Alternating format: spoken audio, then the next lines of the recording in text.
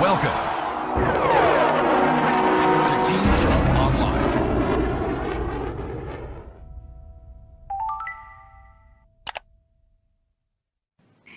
Good evening, everyone, and welcome to another episode of Promises Made, Promises Kept on Team Trump Online.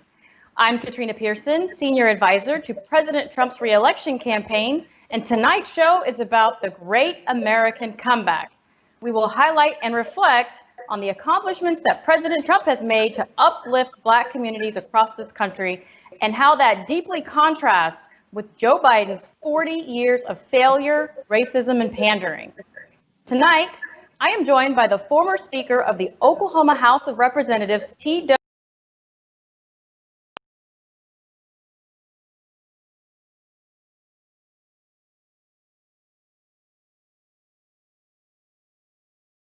Welcome to Team Trump Online.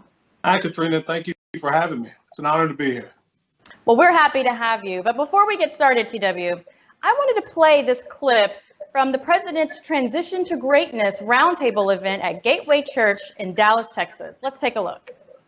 And oftentimes you may not hear about this, but we sit at convening such as this with all of these stakeholders at one table to have the hard conversations. What is the pain of the community? Why is the community distressed? And what can we do together, both Black and white, Democrat and Republican, come together for the good of this community, for long-term sustainability, for generational impact. And because of that, because of these partnerships, because of this collaboration together, and many people all at this table have been working together to bring about generational impact. So long after we're gone and history tells the story, the Opportunity Zones is more than just a program. It's more than just a concept. It is a mission that is to outlast all of us. And I tell you that as you're here, because a lot of times people see a government program as just a check the box. This is not a government program. This is built from the grassroots, from the bottom up, to affect the people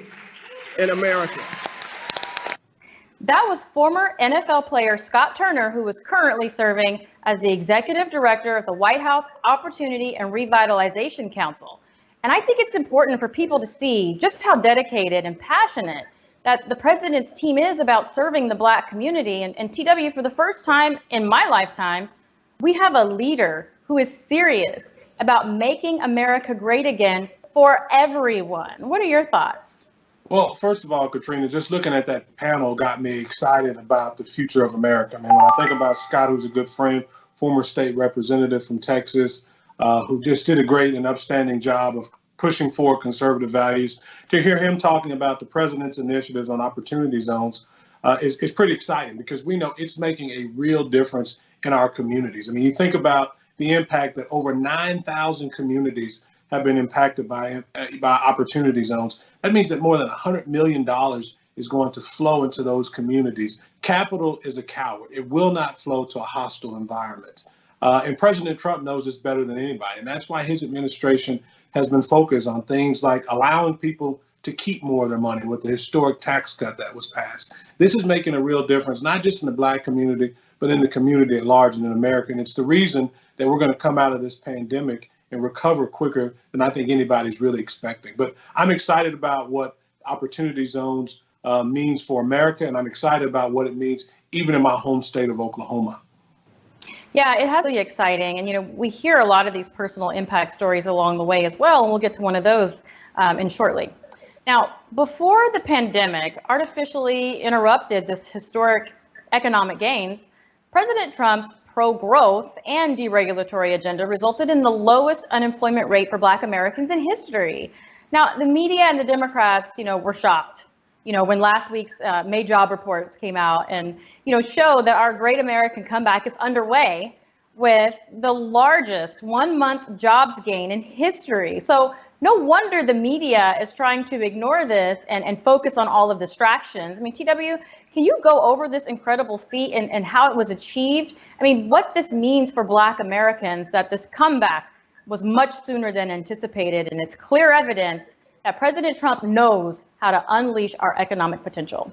Well, the truth is nobody should be surprised. I mean, with the foundation that was laid the first couple of years of the Trump presidency, it really set the country on the right path. We saw historic lows in African American unemployment rates, and we saw historic lows in reductions in the poverty rate for African Americans, which was at 21%, down from 22% the year before Trump took office. And so I don't know why the media is so surprised, but the media continues to surprise me on what it likes to focus on, because the reality is African Americans are doing better under the Trump administration than any administration in the history of the American presidency. And that's a story that we need to be telling. It's one of the reasons that I signed up to be a part of the Black Voices for Trump initiative, is because that's a story that's just not getting told in the mainstream media. I'm so excited that people like you that are on the team and others are out telling that story, because it's one that needs to be told, because it's making a real difference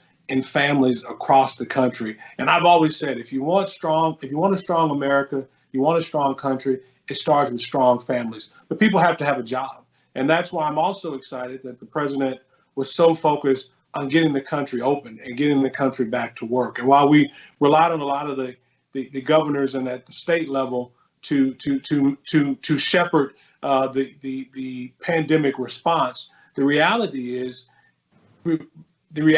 not allowing Americans to return to their jobs, not allowing people to provide for their families is probably the most un-American thing we could ever think or imagine. And I'm so excited the president has been laser focused on jumpstarting this economy. But it didn't just start during the pandemic.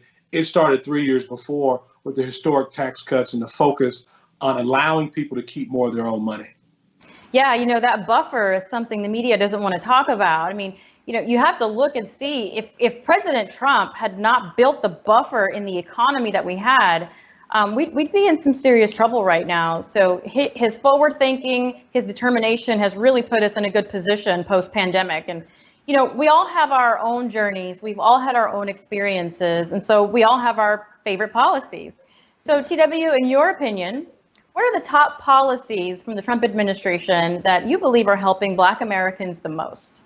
Katrina, when we think about the policies that have most impacted the Black community, I think it starts with creating the regulatory environment that is going to allow businesses to thrive and to flourish. In banking, we see it all the time. We try to help people's dreams come true. And we deal with a lot of minority businesses, a lot of minority homeowners, and we see them all the time facing government bureaucracy and their inability to get things done because there's a government bureaucrat who stands in the way of good business.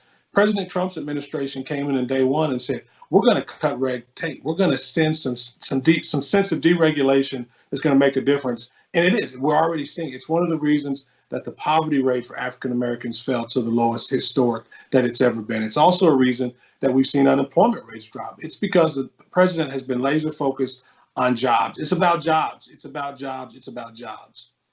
It is about jobs. It's really leveling the playing field because, I ran into a lot of beauty salon owners and barbershops who had so much red tape just at their level. I just can only imagine what it would be like to try and open a larger company and have to go through those hoops and hire the attorneys and check the boxes and do all the paperwork.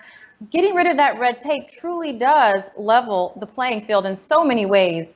But now that we have an opportunity with the president to help level the playing field so that underserved communities can really get involved and do what many of us done prior to all of this madness, is to get out there and make something happen. But we also know that underserved communities have, for decades been presided over by majority Democrat leaders. And, Sure. During the election year, they go visit the churches and community centers, make promises, stand at the microphone, and then suddenly forget and decide not to follow through once they're elected. But what we have differently with President Trump, and in 2016, he asked Black voters, what do you have to lose? Yeah. And a lot of them gave him a chance, and he's delivered more results in 4 years for Black America than the first Black president did in 8 years. And worse, more than 40 years of Joe Biden. So when we talk about opportunity zones, that was really a game changer for a lot of people. Take a moment and tell the viewers how this actually impacts the community. Yeah. Well, I think even before we go there, Katrina, when you think about the impact that the Trump administration has had on the African American community, it really is historic. Whether we're talking about promises made, promises kept, or we're talking about opportunity zones, this president has really done a good job of saying that this is what needs to happen and this is how we're going to make it happen. And I think opportunity zones are just one of those great examples of where he kept his commitment. He said that these underserved, underprivileged communities that have been ignored for generations, where Democrats have come in, just as you mentioned, we've all been there. I grew up in an predominantly African-American church. And, it's really, what I've learned is it's really not about the politicians that show up the day before the election. It's those that show up and deliver the day after the election. And right. President Trump, for 3.5 years, almost 4 now, has made that commitment, and he's kept that commitment to the African-American community. And the proof is in the numbers. I mean, the reality is it's an election year. And I think, like all Americans, we get a little, we pay a little close. We don't pay as close attention to what I think our elected officials say when they're running for office. I think that's a natural instinct for African Americans, but also for all Americans during the election season. But the reality is, what my grandmother always told me was, don't pay attention to what people say, just watch what they do. And I think President Trump's record stands on its own, particularly for the African American community.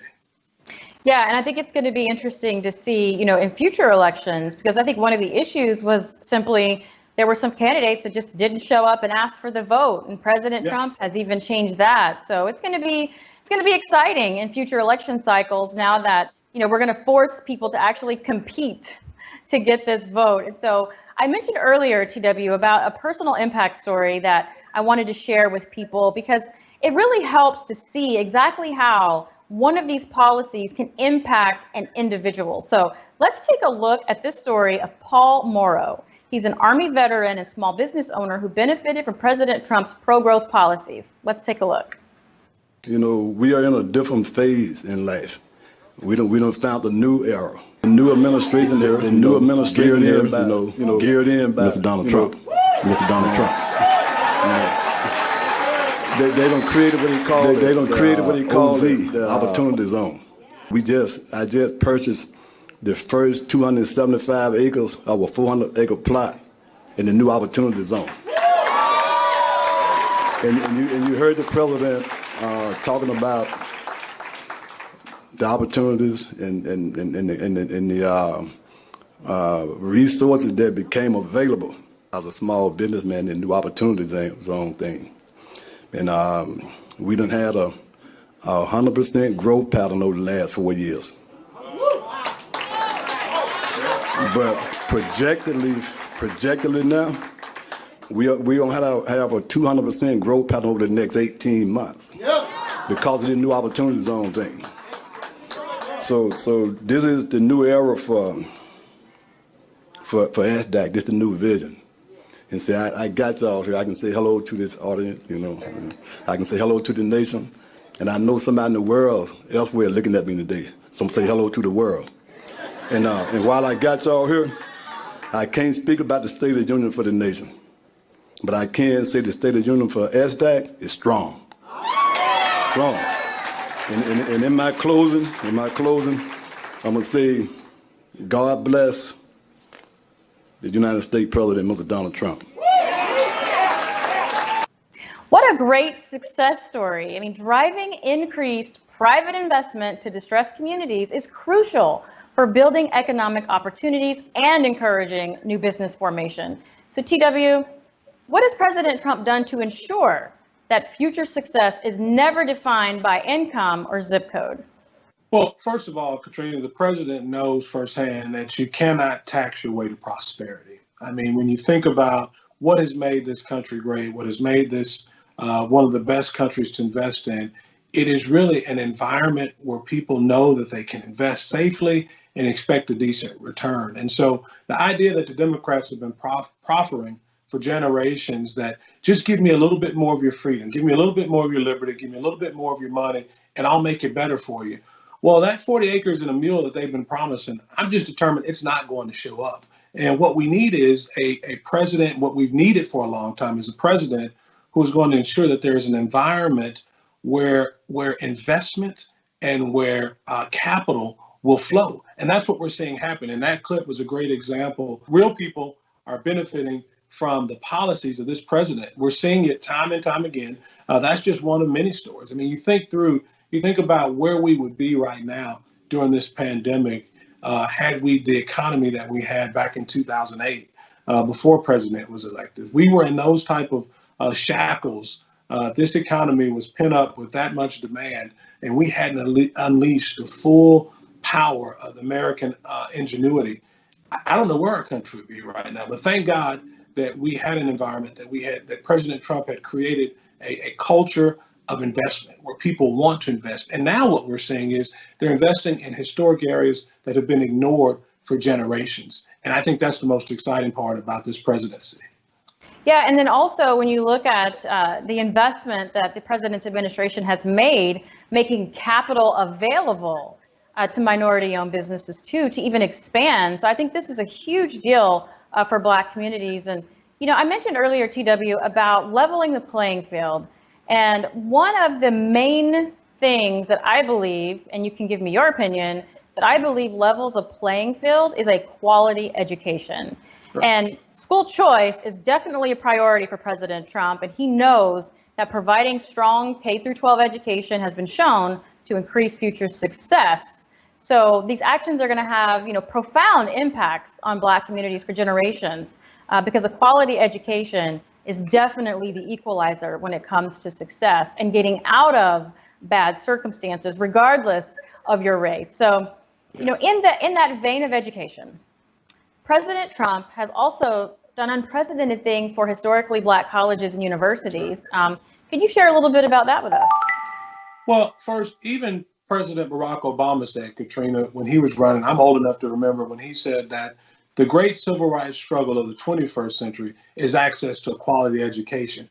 But for whatever reason, the Democrats that control the House and around the country, they have fought time and time again against choice initiatives for education. And what we know is parents are the ones that are best equipped to make decisions about their child's education.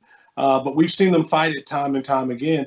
But even beyond the K-12 effort, at the college level, what we've seen is historically is that African-American rates for graduation are below those of their peers. But one area where African-American rates tend to increase is at our HBCUs, our historically Black colleges and universities. And both my parents are graduates of Langston University and one HBCU here in Oklahoma. And so I've got that thread running through my veins, and I'm excited about the opportunity to provide in my family, but I'm also excited about what HBCUs have done for this nation as a whole. And President Trump gets that. And that's why we've seen this president make more investment, increase by over 13% the investment for HBCUs. And not only did he do it during one funding period, but he made it a permanent funding initiative as well. And so we're going to see our HBCUs really thrive. And I've talked to my president here at Langston University in Oklahoma, and they're seeing the benefits of what that increased investment can do. Because again,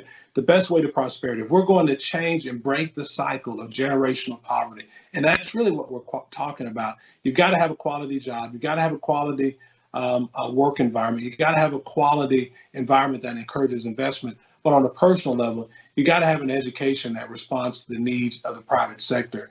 And our HBCUs do a great job of that. But for far too long, they've been hamstrung by funding issues. And the Trump administration has met that head on. And I'm very proud of the work that they've done in the areas of HBCUs. Yeah, you know, what's so interesting about that policy specifically is that the president didn't have this set out to do. I mean, this is something that he learned while in office, and he tells the story frequently, and the media just won't cover it. And what was happening is, once he was elected, every year, the chancellors and presidents of these historically Black colleges and universities were coming to get funding from the president. So by year 2, he noticed they're back again. And then by year 3, they came back, and he asked them a simple question. It's like, why do you keep coming back? And their answer was, well, they've always made us do this. I mean, how heartbreaking is that? How do you plan anything education-wise? How do you plan your programs? How do you plan your staff? How do you plan for your teachers if you have to wait every single year to get funding? And that's what President Trump says. He goes, what? This doesn't make any sense. And so President Trump gave them permanent funding and told them to go back, take care of their schools, take care of their kids. And that is how that policy came to fruition, because President Trump noticed that was a hazard for Black colleges and universities because they couldn't properly plan. And now they have permanent funding and they don't have to go back and beg for funding anymore. And I think that is a story that is worth being told.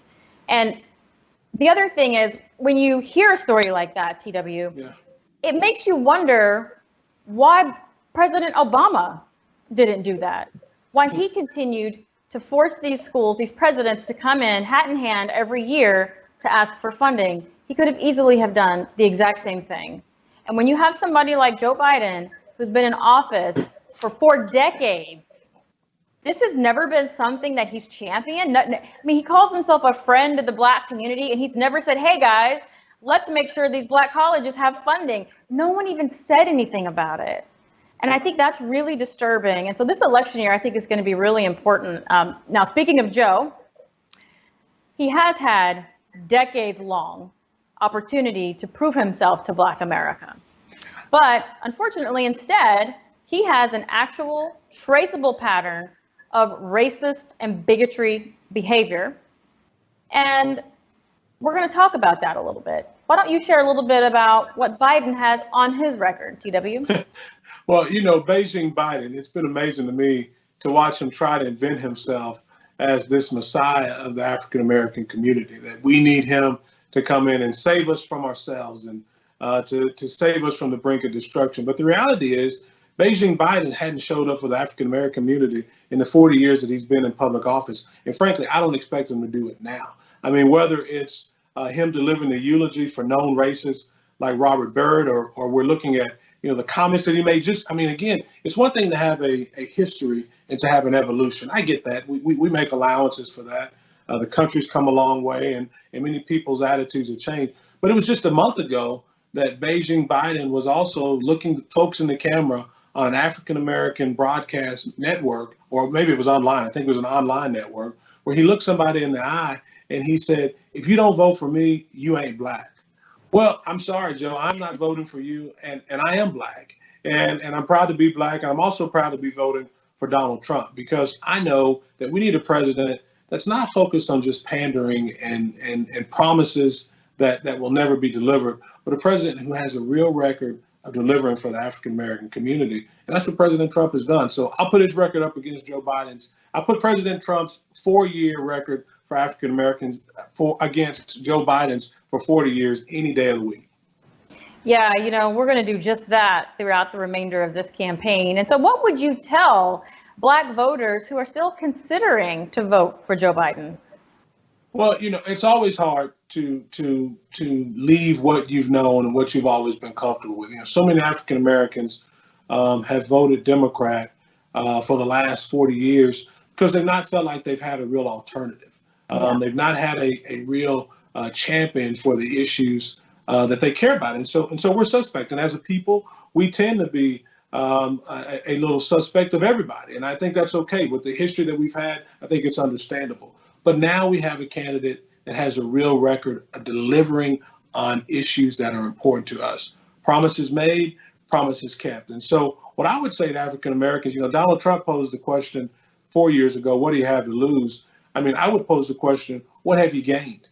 And when you look at the statistics, when you look at the reality of where we are as a country, where we are as an African American community, it's better than it's ever been from a statistical standpoint. And I think it's only going to get better under this president. So my advice to any African American who's still considering who to vote for, what party to be a member of, if a two-party system has been good for America, I believe a two-party system is good for African Americans. And we need to do all that we can to tell that story. And that's why people like you, people like the others that are involved in Team Trump, are telling the message of President Trump's record. Yeah, and it's an exciting record to get out there and tell. So we're excited to get back out on the road and tell it. So thank you, TW. Now, before I get your final thoughts, I want to take a moment to give our audience several ways to get involved, because the election is only 5 months away, and there's still so much you can do from home to make sure that we secure 4 more years of President Trump. First, you can download the new Trump 2020 campaign app and sign up at armyfortrump.com to get more involved. And to stay in touch with the campaign, text Trump to 88022. TW, your final thoughts for the evening? Well, I would just say, Katrina, first of all, thank you for having me. It's always a privilege to be with you and to talk to those that are considering voting for President Trump. And I would just say the proof is in the pudding. I mean, you look at President Trump's record on African-American issues, even during this pandemic. The latest numbers reveal that 2.5 million jobs have returned to this economy, even during a pandemic. And I think that just speaks to the leadership that we have in President Trump. And it also speaks to the viability of the economy that he's created up to this point. And so for African Americans, the real question is, we have faced as a people generational poverty. And the question for us is, how do we move beyond that? How do we move beyond that? And it really starts with private investment, not a government handout, but it starts with leadership and people that are willing to make private investment into our communities. Opportunity zones is just one way that that's being done, but you look down the board at criminal justice reform, you look down the board at unemployment rates, there's a real record here to run on. So don't focus on personalities, focus on policy, and if you do, your vote is going to be for Donald Trump, I'm sure. TW Shannon, thank you for joining us this evening. Thank you, Katrina. I'm always happy to be here. And thank you to everyone at home for tuning in. Tune in 7 nights a week for more Team Trump Online. And if you like this program, please like and share the broadcast. Check out our online schedule for the next episode of Promises Made, Promises Kept. Until then, stay safe, stay healthy, and we'll see you next time. We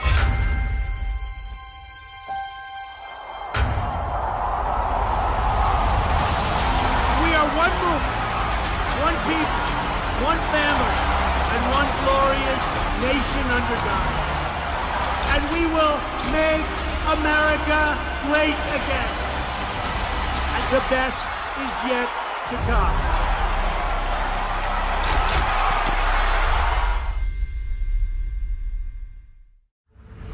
We choose truth over facts. A composite that our sketch artist put together after interviewing Biden event attendees is unveiled.